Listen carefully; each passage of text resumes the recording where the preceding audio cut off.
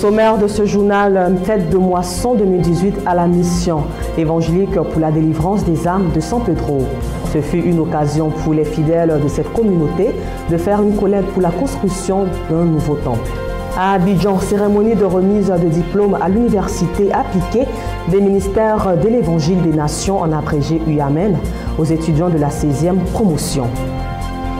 Rendre grâce à l'Éternel pour toutes choses. Maman Marguerite rend grâce à Dieu pour ses 65 ans en présence de parents, amis et connaissances. Et enfin, nous refermerons ce journal par un mot de sport portant sur la récente victoire du Nigeria sur l'Afrique du Sud lors de la CAN féminine 2018.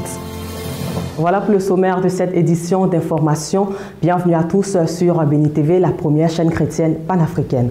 Rendons-nous donc tout de suite à San Pedro, où les fidèles chrétiens de la mission évangélique pour la délivrance des âmes, en abrégé MEDA, ont célébré récemment la fête annuelle de moisson 2018. Et l'objectif de cette célébration est la construction du temple de l'église mère de la MEDA. À lui Jean pour les détails. Il est en train de détruire maintenant. Il détruit maintenant. Ce sont plus de 400 fidèles chrétiens de la mission évangélique pour la délivrance des âmes, MEDA, qui ont répondu à l'appel des leaders ecclésiastiques de cette église à l'occasion de la fête de la moisson 2018. Cette célébration s'est étendue sur 2 jours. Le culte d'ouverture, le samedi, a été notamment marqué par la vente aux enchères de divers objets consacrés et par un intense moment de délivrance. Jésus-Christ te dit pas. Jésus te dit pas. Au nom de Jésus, recevez maintenant. Recevez ce onction. La révélation est venue. La révélation est revenue. Ce premier jour de la fête a été aussi l'occasion pour le peuple de Dieu d'apporter des dons en vivre et non vivre pour témoigner de sa reconnaissance au Tout-Puissant. Ce programme, dont le but était de collecter des fonds pour la construction du temple de l'église mère, s'est achevé le dimanche par un culte d'action de grâce au cours duquel les fidèles chrétiens ont célébré le Seigneur Jésus dans la louange.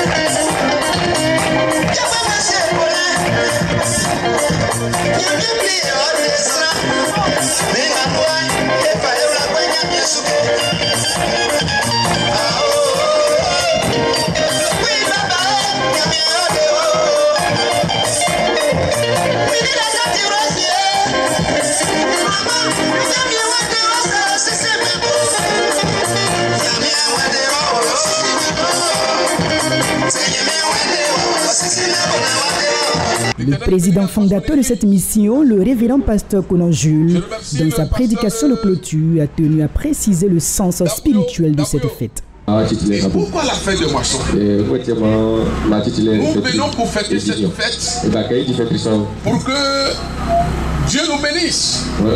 C'est la construction de Dieu. C'est à cause de la construction que tu es arrivé.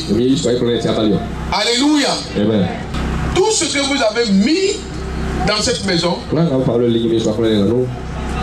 ce n'est pas à moi, ce n'est pas à quelqu'un d'autre, mais tu as fait ça pour l'œuvre de Dieu. Tu as fait ça à cause de Dieu. Mais comme tu l'as fait, Dieu aussi ne va pas te laisser. Il va te bénir.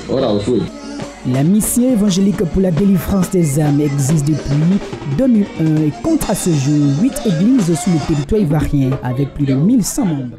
À Abidjan, Josué, c'est le nom de la 16e promotion des étudiants en fin de formation théologique à l'université appliquée des ministères de l'Évangile des Nations.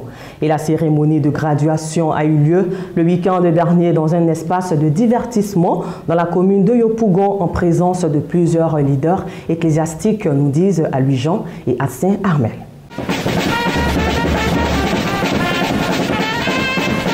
C'est pas une procession en fanfare partie depuis le siège de l'Université appliquée des ministères de l'Évangile des Nations, UAMEL, située au quartier Lem, dans la commune de Yopougon, que cette cérémonie a débuté.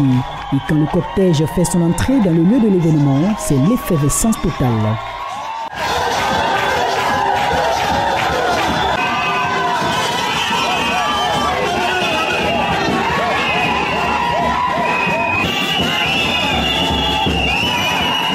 S'en est suivi la prédication de la parole de Dieu par le président fondateur de UAML. Développant le thème « Comment trouver Dieu », Dr Gouya François Gamaliel, s'appuyant sur le psaume 53, verset 3, a encouragé le peuple de Dieu à passer du stade naturel à une dimension extraordinaire dans le service chrétien. Ce n'est pas n'importe comment qu'on peut devenir extraordinaire. Les hommes ordinaires, il y en a beaucoup aujourd'hui. Les pasteurs ordinaires, il y en a beaucoup aujourd'hui. Mais Dieu veut des pasteurs extraordinaires. Pour être extraordinaire, il faut payer le prix. Amen. Et quand arrive l'étape de la remise des diplômes, fidèles chrétiens, parents et surtout diplômés sont pratiquement étreints d'émotion.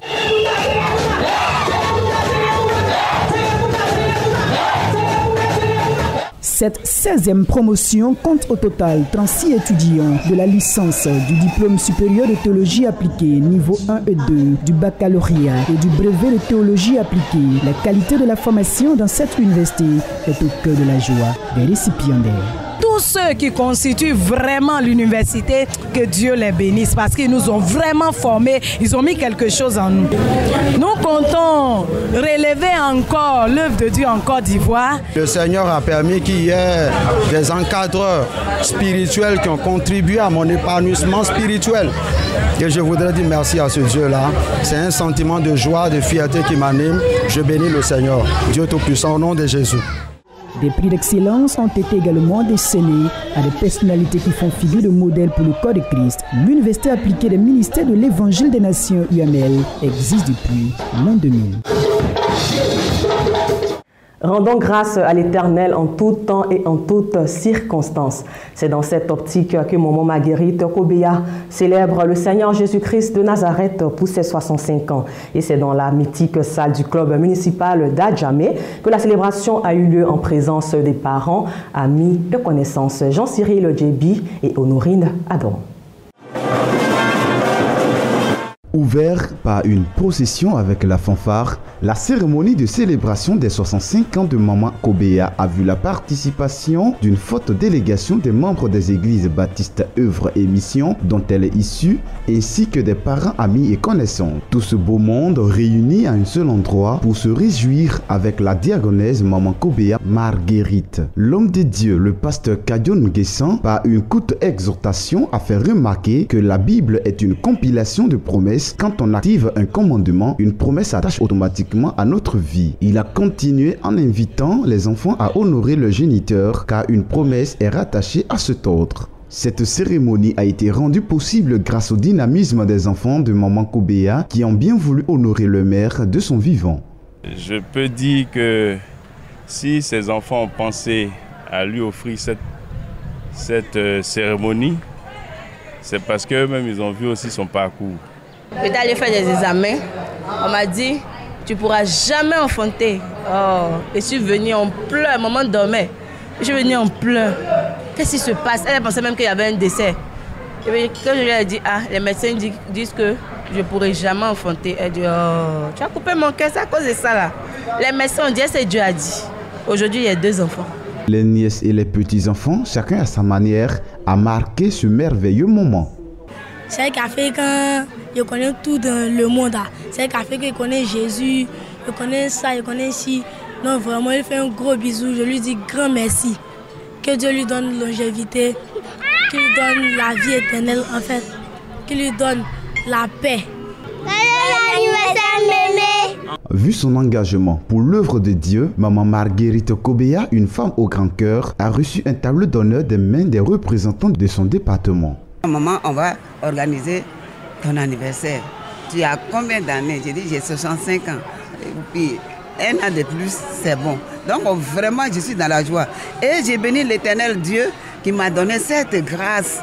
Je ne méritais pas, qui m'a donné cette grâce de vivre. Sinon, moi-même, là, dans la maladie, je n'espérais pas vivre encore. Rappelons que Maman Marguerite Kobéa a au total 7 enfants et plus de 20 petits-enfants. Cette célébration s'est achevée par une série de prestations artistiques. Joyeux anniversaire, Maman Kobéa.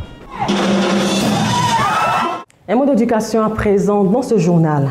encourager les jeunes étudiants et tout autre porteur de projets à l'entrepreneuriat en lui offrant des services à titre bénévole depuis l'écriture du projet jusqu'à sa mise en œuvre. C'est le défi que s'est assigné l'ONG EOS dont le lancement officiel de ses activités a eu lieu le mercredi 28 novembre dernier à l'université Pelifero Gonkoulibaly de Korogo. On fait le point avec notre correspondant dans cette localité, Armand Manzan. Étudiants, promoteurs des PME et PMI, professionnels de la finance, entrepreneurs, tous ce jour ont convergé à l'amphicé de l'université de Korogo pour mieux apprécier cette initiative qui est du docteur Touré Etioman, enseignant-chercheur. EOS se positionne à l'interstice des mondes universitaires et socio-économiques comme une structure bénévole au service d'entrepreneuriat social et solidaire pour une émergence socio-économique et un co-développement durable inclusif. Il ambitionne d'y contribuer efficacement via un appui conseil de qualité délivré de manière bénévole aux étudiants et aux citoyens nécessiteux.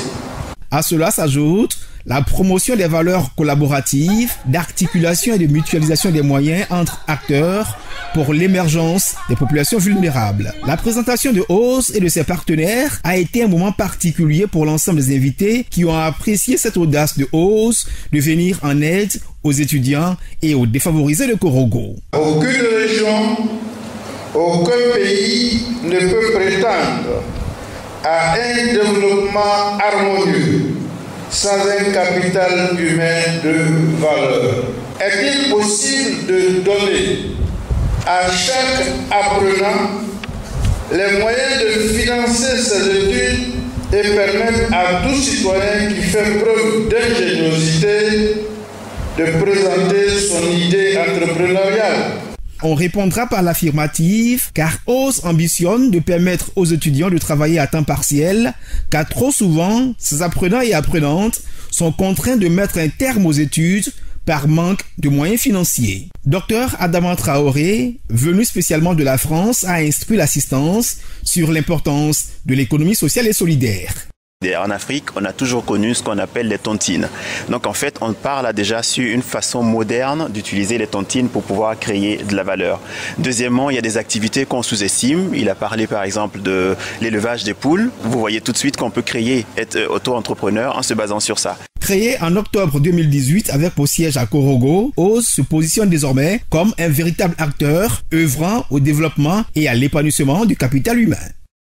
Aujourd'hui, lundi 3 décembre, est la journée mondiale des personnes handicapées. Afin de favoriser l'intégration et l'accès à la vie économique, sociale et politique des personnes handicapées, une journée internationale des personnes handicapées a été proclamée en 1982 par les Nations Unies à ces dates. Cette journée mondiale est par ailleurs l'occasion idéale de réaffirmer certains principes de base trop souvent oubliés. Tous les êtres humains naissent libres et égaux en dignité et en droit. Le respect de cette dignité, due à chaque personne valide ou non, implique la reconnaissance de droits fondamentaux comme l'éducation ou l'accès au travail.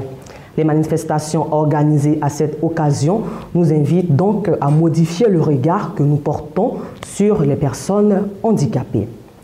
En Afrique, l'économie du Rwanda devrait connaître une croissance de 7,2% cette année selon les projections du Fonds monétaire international rendues publiques récemment à travers un communiqué. Selon les projections du Fonds monétaire international, l'économie du Rwanda devrait connaître une croissance de 7,2% cette année. L'année dernière, la croissance économique de ce pays d'Afrique de l'Est était estimée à 6,1%.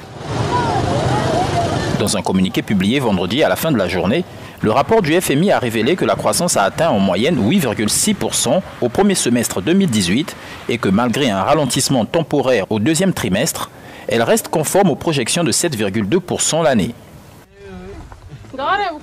La croissance économique du Rwanda à moyen terme devrait rester égale ou supérieure aux moyennes historiques grâce au tourisme, aux nouvelles exploitations minières, à une agriculture plus résistante, à des exportations nouvelles et plus diversifiées et à la construction d'un nouvel aéroport. Selon la déclaration, les soldes extérieurs et les réserves de change continuent de s'améliorer, tandis que le secteur financier reste stable. Plus de 2 décennies après le génocide de 1994, le président rwandais Paul Kagame a été salué pour la reprise économique, mais les groupes de défense des droits humains affirment qu'il a muselé les médias indépendants et réprimé les opposants. À l'international, les Gilets jaunes, Macron très silencieux. Le gouvernement consulte après les manifestations des Gilets jaunes ce dimanche dans la capitale française à Paris. Le président français Emmanuel Macron a demandé au Premier ministre Édouard Philippe d'échanger avec la maire de Paris, Anne Hidalgo, les chefs de partis politiques, une délégation de ce mouvement afin de trouver une solution à la colère des manifestants. L'heure ce matin n'est plus au constat des dégâts en France, mais à la concertation et à l'action. Silencieux depuis ce week-end de protestation et de violence, Emmanuel Macron a répondu aux Gilets jaunes et aux casseurs par sa présence à l'Arc de Triomphe et auprès des commerçants du quartier. Il a ensuite demandé au Premier ministre Édouard Philippe de recevoir les chefs des partis politiques et une délégation des Gilets jaunes. Et pour commencer, la maire de Paris, Anne Hidalgo.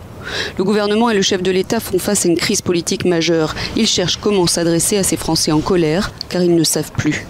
Et dans le même temps, la justice doit passer. Le nouveau procureur de Paris, Rémy Heitz, et la ministre de la Justice ont promis une réponse ferme aux 378 personnes en garde à vue depuis samedi.